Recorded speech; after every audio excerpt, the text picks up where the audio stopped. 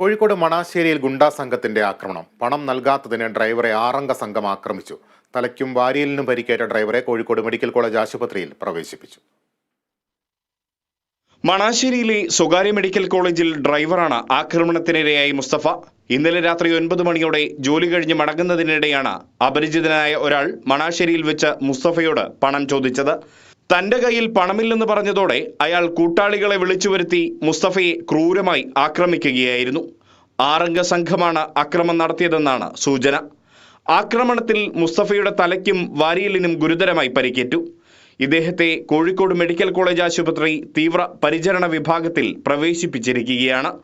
മുസ്തഫ ആക്രമണത്തിനിരയായ പ്രദേശത്ത് ലഹരി മാഫിയയുടെ വിളയാട്ടം പതിവാണെന്ന് നാട്ടുകാർ വ്യക്തമാക്കുന്നു. പണം നൽകാത്തതിന്റെ പേരിൽ മുസ്തഫയെ ആക്രമിച്ചതിന് പിറകിലും ലഹരി മാഫിയ സംഘമാണെന്നാണ് സംശയിക്കുന്നത്. Riyas KMR, Kerala vision news, Kozhikode.